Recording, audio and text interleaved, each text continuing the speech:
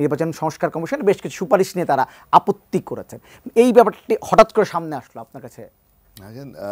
সংস্কার এটা কিন্তু চলমান প্রক্রিয়া।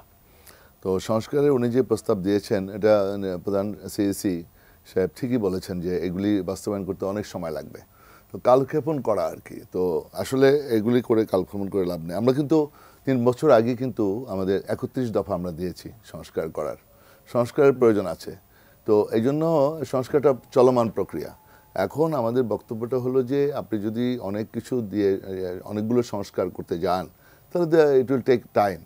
এটা তো সম্ভব না। দেশের যে পরিস্থিতি, আপনার কোনো সেক্টরে কোনো মানে আপনার কি একটা পরিস্থিতি চলতেছে দেখেন, মানে জনগণের ভিতরে দ্রব্যমূল্য নিয়ে, তারপরে মুদ্রাস্ফীতি নিয়ে বিভিন্ন জায়গায় সমস্যা, স্বাস্থ্যসেবায়ও তেমন কোনো জায়গায়। আচ্ছা দেখেন যে বৈষম্যবিরোধী আন্দোলনে বা আমাদের বিভিন্ন সময় ছাত্র জনতা যে আহত হয়েছে, নিহত হয়েছে, এ ব্যাপারেও কিন্তু কোনো পদক্ষেপ নাই।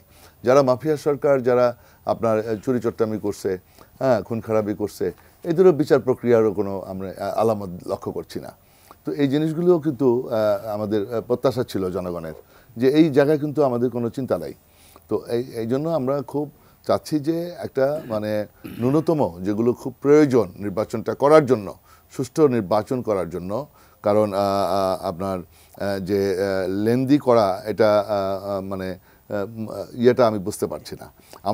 আমাদের বক্তব্যটা হলো যে রাজনৈতিক দলের সাথে যারা যারা আপনার স্টেক হোল্ডার আছে, যারা আন্দোলনে যারা ভূমিকা ছিল, দেখেন আন্দোলনটা কিন্তু আমরা ধরেন একটা ফুটবল টিমে 11 জন প্লেয়ার থাকে। 11 জন প্লেয়ারের সবাই কিন্তু বল গুছিয়ে স্ট্রাইকারের কাছে দেয়।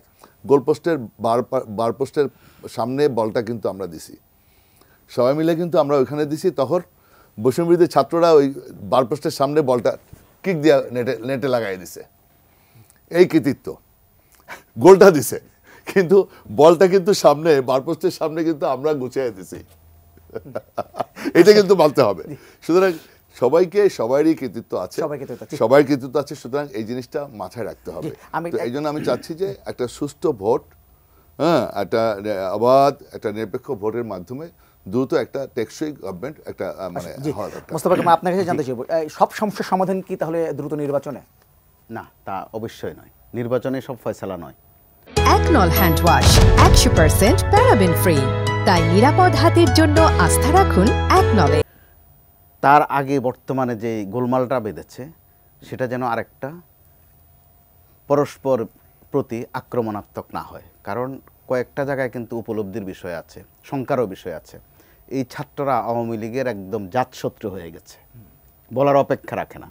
এখন তারা যদি আবার বিএনপিরও শত্রু হতে থাকে, তাদের জন্য এটা ভালো খবর না, আমাদের গোটা দেশের জন্য এটা ভালো খবর না, আবার বিএনপির জন্য ভালো খবর না।